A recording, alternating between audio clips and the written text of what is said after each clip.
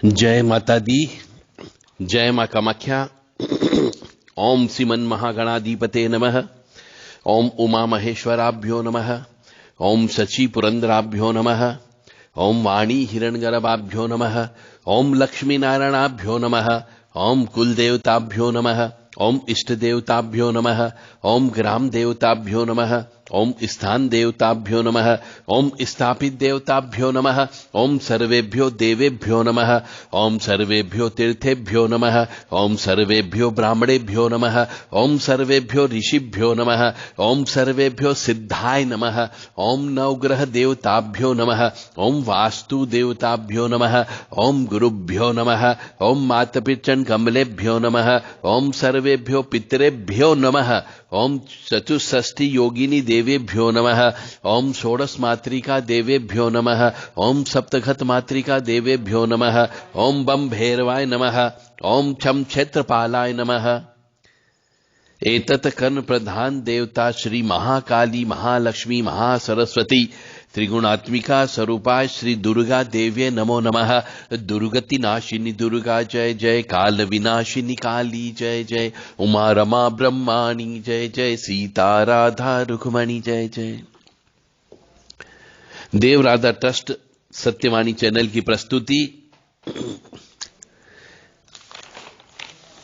मनुष्य भ्रमित बहुत जल्दी हो जाता है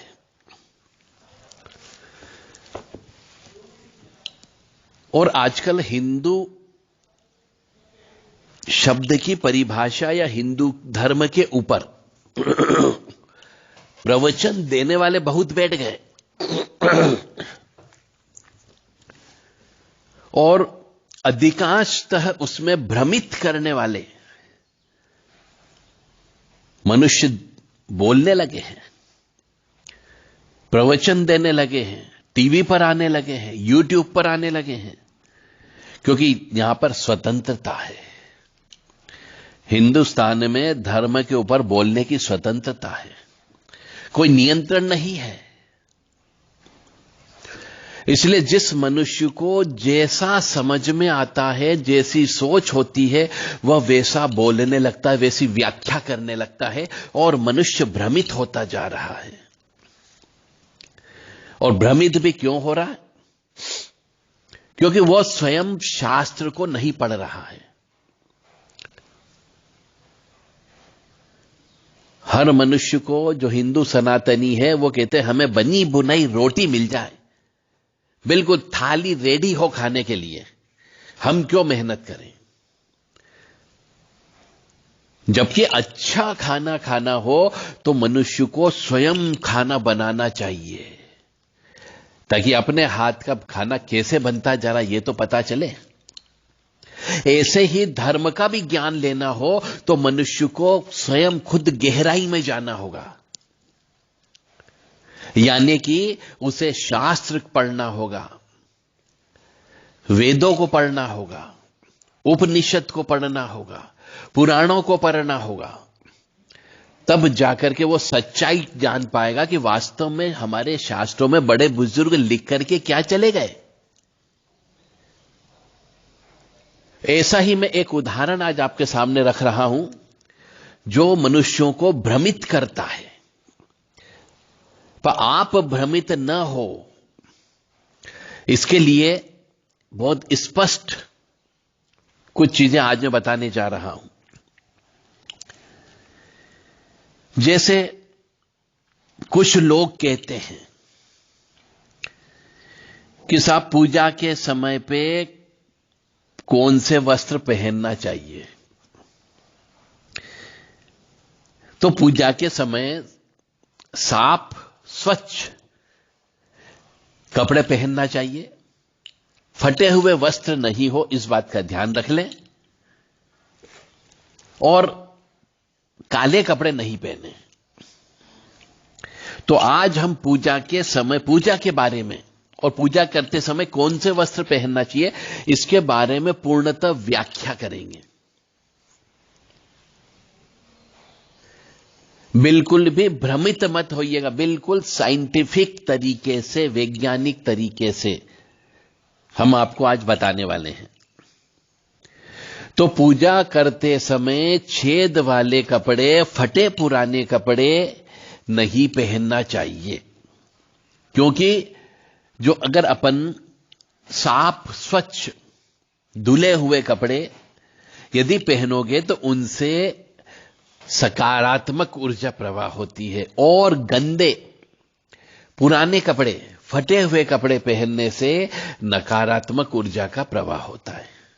तो आपको जब पूजा करने का मतलब है कि हम सकारात्मक ऊर्जा प्राप्त करना चाह रहे हैं, तो हमें अपने शरीर को भी सकारात्मक रखना होगा, कपड़े भी सकारात्मक ऊर्जा वाले पहनना होंगे। इसीलिए पूजा करते समय छेद वाले कपड़े नहीं पहनना चाहिए। परंतु आजकल हम देख रहे फैशन हो गया है, फटे कपड़े पहनने का फैशन हो गया, जानबूझ करके छेद करके कपड़े पहनने का फैशन हो गया। तो जो व्यक्ति इस प्रकार का कपड़ा पहनता है वो दरिद्री होता जाता है, क्योंकि फटे पुराने कपड़े में जिसमें छेद होते हैं उनसे नकारात्मक ऊर्जा निकलती है और जिंदगी में दरिद्रता आती है। परंतु आजकल कलयुग चल रहा है, फैशन के नाम पर तरह तरह के फटे हुए कपड़े पहनने लगे हैं, ज्यादा शरीर दिखे ऐसे कपड़े पहनने लगे हैं, तो इससे दरिद्रता आती है। क्योंकि शरीर पर नकारात्मक ऊर्जा यदि आप ओढ़ लोगे तो आपके ऊपर नकारात्मक ऊर्जा का प्रभाव ज्यादा हो जाएगा, यानी कि राक्षसी प्रवृत्तियों का प्रवाह ज्यादा हो जाएगा, जिसकी वजह से आप दरिद्री हो जाओगे। तो पूजा करते समय साफ स्वच्छ धुले हुए कपड़े, बिना छेद वाले कपड़े पहनना चाहिए। दूसरी बात, काले कपड़े, हमारे यहां पर हिंदू सनातन धर्म में काले कलर और नीले कलर को अच्छा नहीं माना जाता, उग्र माना जाता है। काला कपड़ा जो होता है, काले कलर का कपड़ा जो होता है, यह ऊर्जा को अवशोषित करता है। इसलिए पूजा करते समय हमें शांति की आवश्यकता होती है, आनंद की आवश्यकता होती है। तो जब पूजा करते समय यदि हम काले कपड़े के अलावा अन्य कपड़ा पहनेंगे, मसलन लाल कलर, पीला कलर, गुलाबी कलर, सफेद कलर, इससे शांति प्राप्त होती है। इसलिए मनुष्य को काले कपड़े और नीले कपड़े नहीं पहनना चाहिए पूजा करते समय।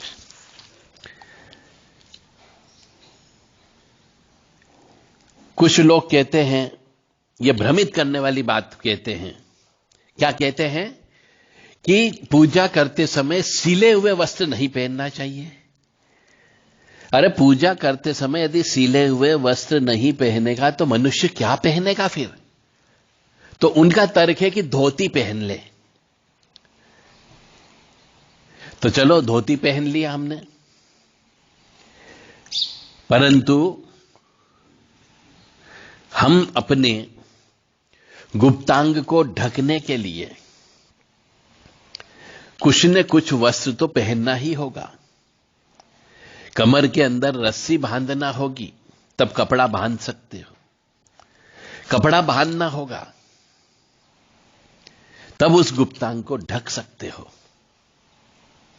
अंडरवियर पहनना होगी तो भी बंधन होगा। तो कहने का अर्थ है, यहां पे भ्रमित यह करते हैं कि सिले हुए वस्त्र नहीं पहनना चाहिए। अरे सिला हुआ वस्त्र तो पहनना ही पड़ेगा। इसलिए पूजा करते समय कहते हैं कि कोई बंधन नहीं होना चाहिए। क्यों बंधन नहीं होना चाहिए? पूजा करते समय मनुष्य हाथ के अंदर कलावा बांधता, वो भी बंधन होता है। महिलाएं मंगलसूत्र पहन के रखती, वो बंधन होता है। कुछ लोग सोने की चेन पहन के रखते, वो बंधन होता है। बहुत से मनुष्य कमर के अंदर काला धागा बांध करके रखते, वो बंधन होता है। और कुछ लोग सीधे पैर में शनि से बचने के लिए काला धागा पहनते, वो बंधन होता है। कुछ लोग तावीज पहनते हैं, कुछ लोग गंडा पहनते हैं। तो पूजा करते समय क्या इन सबको निकाल देना चाहिए? तो इस प्रकार से मनुष्यों को भ्रमित करने का कार्य एक चल पड़ा है और इसके पीछे कोई साजिश हो सकती है।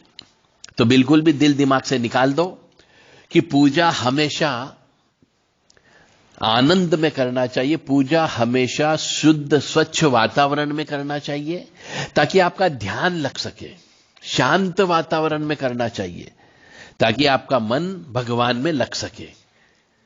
और पूजा उसी को बोली जाती जिस समय पूजा करें मन में कोई भी भाव नहीं होना चाहिए, क्रोध के भाव नहीं होना चाहिए, प्रफुल्लित अवस्था के अंदर पूजा करना चाहिए ताकि भगवान से आपकी लो लग सके। बस वो ही वास्तव में आपकी पूजा है। तो ये दिल दिमाग से आप निकाल दो। कभी कहीं सुन लिया हो आपने तो कि सिले हुए वस्त्र पहन करके पूजा नहीं करना चाहिए, यह सरासर गलत है। इस प्रकार के बहुत से मनुष्य गलत विचारधारा का प्रचार कर रहे हैं, उनसे सावधान रहिए। वो एक तरीके से धर्म को रोकने का काम कर रहे हैं। व्यक्ति पूजा करने की इच्छा रखता अपन पूजा नहीं कर सकता क्योंकि उसने तो जींस पहन रखी, शर्ट पहन रखी है, बनियान पहन रखा है, तो क्या भगवान का नाम नहीं ले सकता? तो जो व्यक्ति ऐसे विचार दे उनसे बहुत दूर रहिए। इसका मतलब यह कि वो कहीं न कहीं पे हिंदू धर्म को, सनातन धर्म को रोकने का काम कर रहा है। ईश्वर तो कण कण में व्याप्त है। हर धर्म में बोला गया है, हर शास्त्र में बोला गया है कि ईश्वर कण कण में व्याप्त है। आप जिधर देखोगे उधर ईश्वर है, क्योंकि आपको पेड़ पौधे नजर आएंगे ही आएंगे। पेड़ पौधों के अंदर भी जान होती है, मनुष्यों में भी जान होती है, जीव जंतु में भी जान होती है। तो ईश्वर कण कण में व्याप्त है और दसों दिशाओं में ईश्वर है। आपकी हर सांस के अंदर ईश्वर है। तो ईश्वर का नाम आप हर समय ले सकते हो, कोई प्रतिबंध नहीं होता है। जैसे कि ओम जयंती मंगला काली भद्रकाली कपालिनी दुर्गा क्षमा शिवा धात्री स्वाहा सदा नमस्तुते। तो ये मैंने तो देवी जी के नाम ले दिए, ये मंत्र नहीं है और नहीं यह कोई स्तुति है। इसको पाठ करने के लिए आपको किसी गुरु की आवश्यकता नहीं है।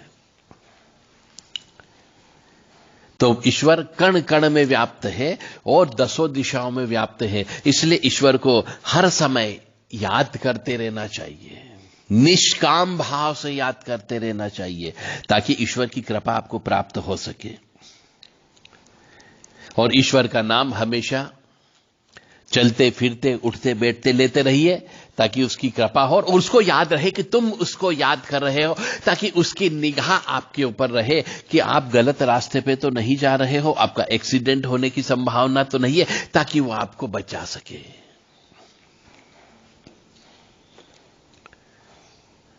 और एक बात विशेष तौर से ध्यान रख लें, कभी भी किसी के कहने पर, क्योंकि कुछ लोग आजकल इस प्रकार की व्यवस्था बोलने लगे जो मैं आगे बोलने जा रहा हूं, वो भी गलत राह दिखाते और कईयों की जिंदगी बर्बाद हो गई है उसका प्रयोग करके। कुछ लोग कहने लगे हैं कि साहब रात को 12 से 4 के बीच में पूर्ण निर्वस्त्र अवस्था में अंदर पूजन करना चाहिए।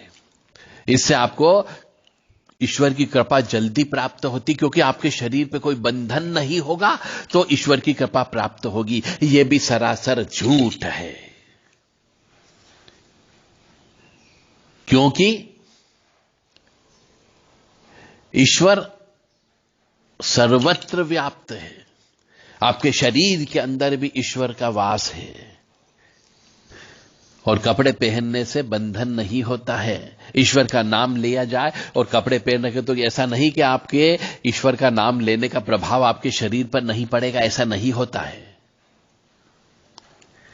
बस यह है कि कपड़े वस्त्र जो है शुद्ध स्वच्छ और पवित्र कपड़े पहने जाए, बिना फटे हुए बिना छेद वाले कपड़े पहने जाए और काले कपड़े नहीं पहने जाए, क्योंकि हम ईश्वर की आराधना कर रहे हैं। शांति प्राप्त करने के लिए, आनंद प्राप्त करने के लिए, परमानंद प्राप्त करने के लिए हम ईश्वर की आराधना करते हैं, सुख प्राप्त करने के लिए करते हैं। तो जब ईश्वर की कृपा तब ही प्राप्त होती है जब हम सफेद कपड़े, गुलाबी कपड़े, लाल पीले कलर के कपड़े पहनेंगे। काले कपड़े में ऊर्जा ज्यादा होती है। तो जो मनुष्य, जो पारिवारिक वाला मनुष्य है, जिसने परिवार बसा रखा है, विवाहित है, बच्चे हैं, माता पिता के साथ में रहते हैं, ऐसे मनुष्यों को कभी भी काले कपड़े पहन करके पूजा नहीं करनी चाहिए। और मैं कहने जा रहा था कि निर्वस्त्र होकर के कभी भी पूजा नहीं करना है, क्योंकि बहुत से मनुष्य ऐसी सलाह भी दे देते हैं और YouTube पर भी बताते हैं, और कुछ लोग टीवी में आकर के भी आजकल बोलने लगे हैं कि यदि आपको काली शक्तियां चाहिए तो आप रात को निर्वस्त्र होकर के उनकी पूजन अर्चन करिए। क्यों करें निर्वस्त्र होकर के?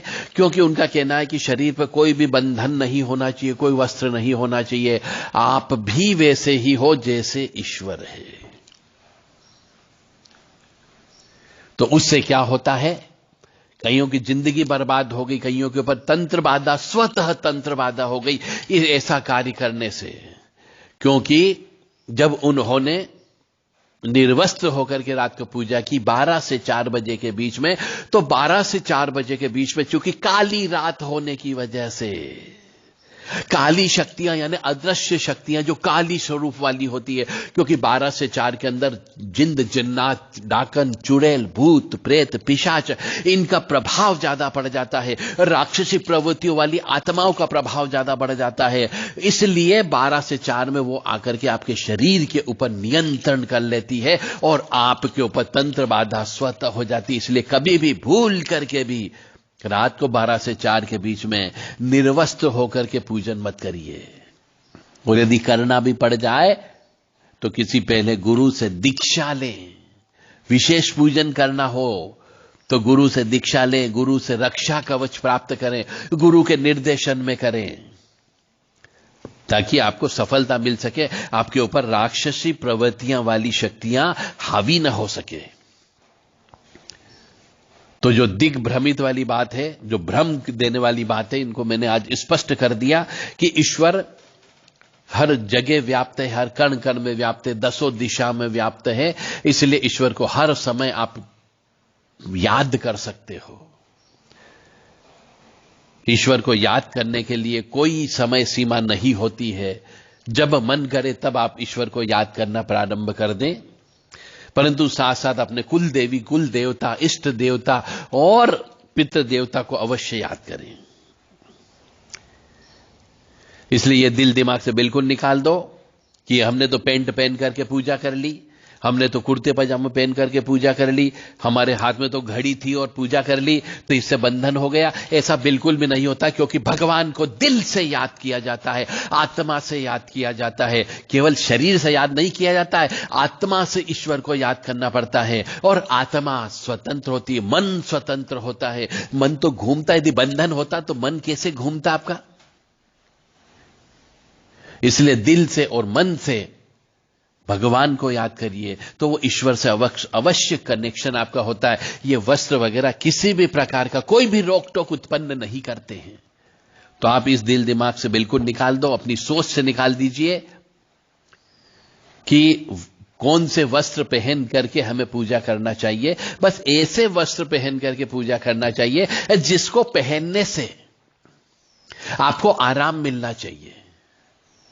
शरीर पर टाइटनेस, बंधन जैसा महसूस नहीं होना चाहिए। बस इसीलिए कहा जाता है कि या तो धोती कुर्ता पहन करके पूजा करो, या फिर केवल धोती पहन करके पूजा करो, या फिर कहा जाता है कुर्ता पजामा पहन करके पूजा करो, ताकि आपको आराम लगे। यह हमारा भारतीय परिधान है। इस भारतीय परिधान में रह करके पूजन अर्चन करना चाहिए, जिससे आराम मिलता है। इसलिए ऐसा परिधान बनाया गया। परंतु यदि किसी की मजबूरी हो, किसी के पास नहीं हो, तो क्या वो नंगा होकर के पूजा करेगा? नहीं, पूजा कर सकता है। बस है कि वो अगर टाइट कपड़े पहन करके पूजा करेगा तो उसको असहज महसूस होगा, और बार बार यदि उसके शरीर को असहज महसूस हो रहा है, असामान्य महसूस हो रहा है, तो उसका भगवान में मन नहीं लगेगा। इसलिए कहा गया है कि आपको लूज कपड़े पहन करके पूजन अर्चन करना चाहिए। और भगवान का पूजन, ऐसा कहा जाता है कि पूर्व दिशा की ओर मुंह करके पूजा ज्यादा करना चाहिए।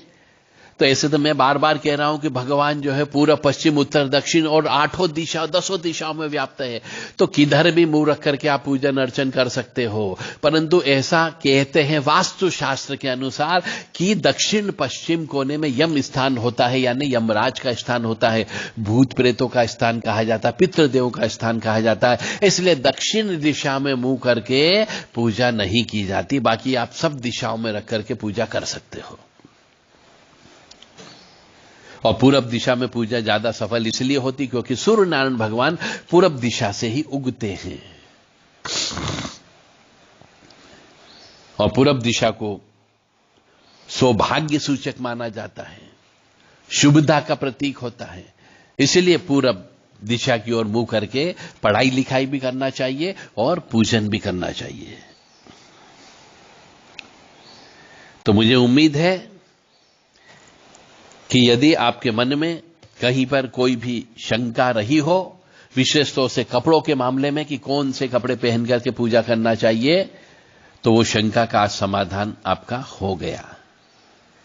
भगवान का नाम हरे राम राम राम हरे हरे, हरे कृष्ण कृष्ण कृष्ण हरे हरे, ये सिर्फ ईश्वर का नाम है, ये मंत्र नहीं है। इसलिए ईश्वर का नाम लेने के लिए किसी गुरु की आवश्यकता नहीं। आप चाहे जितना जप करो, ये ईश्वर का नाम ले रहे हैं हम ईश्वर से कुछ नहीं मांग रहे हैं, यहां पर सिर्फ ईश्वर का नाम ले रहे हैं, यानी उनकी कृपा प्राप्त होगी आपको। जब उनकी कृपा प्राप्त होगी तो निश्चित तौर से आपको सुख समृद्धि शांति तो प्राप्त होगी ही होगी। जैसे दुर्गति नाशिनी दुर्गा जय जय, काल विनाशिनी काली जय जय, उमा रमा ब्रह्माणी जय जय, सीता राधा रुक्मणी जय जय। तो यह भी हमने नाम लिया है, देवियों का नाम लिया है, यह कोई मंत्र नहीं है। इसलिए इसको भी चाहे जितना आप जप कर सकते हो, इसके लिए भी गुरु की आवश्यकता नहीं है। अनवरत आप चाहे जितना अनलिमिटेड जप करिए। श्री राम जय जय राम, श्री राम जय जय राम, श्री राम जय जय राम। यह भी श्री रामचंद्र जी का नाम है, इसके लिए भी कोई गुरु मंत्र की आवश्यकता नहीं होती है। यह भी चाहे जितना नाम लीजिए, कोई प्रतिबंध नहीं है। तो आप तो दिल से मन से शुद्ध स्वच्छ पवित्र होकर के ईश्वर का नाम लीजिए, ईश्वर की पूजा करिए, कोई प्रतिबंध नहीं है। क्योंकि वो परमपिता परमात्मा है, मां जगत जननी है। उसकी पूजा के लिए, उसका नाम लेने के लिए कोई समय सीमा नहीं होती है, कोई दिशा नहीं होती है और न ही कोई बंधन होता है।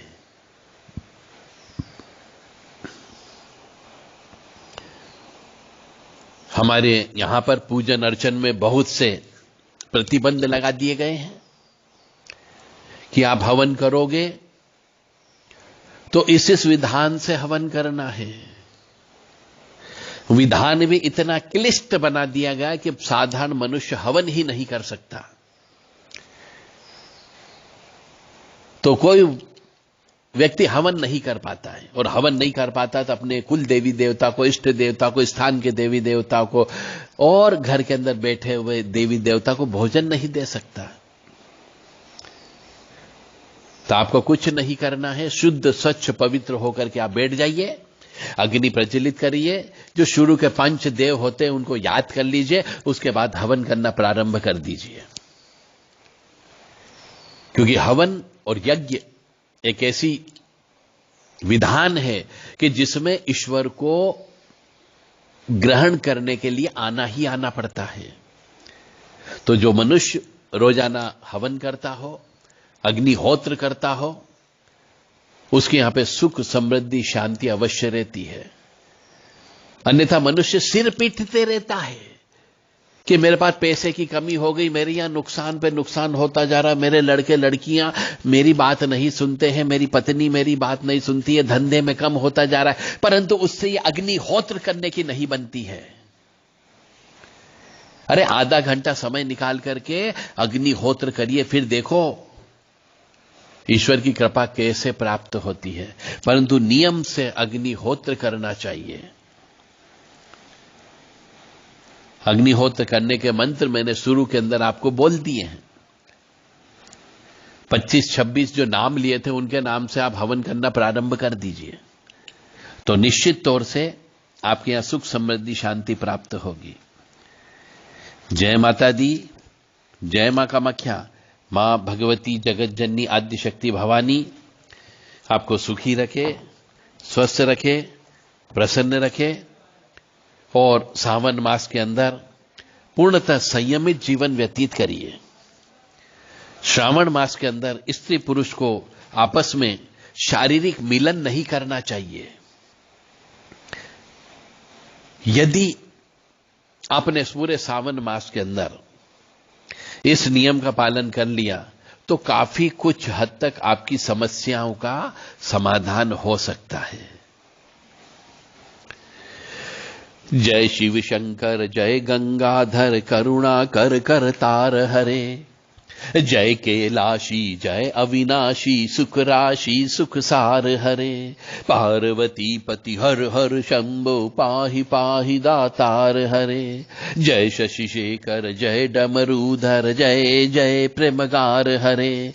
जय त्रिपुरारी जय मदहारी अमित अनंत अपार हरे। निर्गुण जय जय सगुण अनामय निराकार साकार हरे। जय रामेश्वर जय नागेश्वर वेदनाथ केदार हरे। मल्लिकार्जुन सोमनाथ जय महाकाल ओंकार हरे। जय माता दी।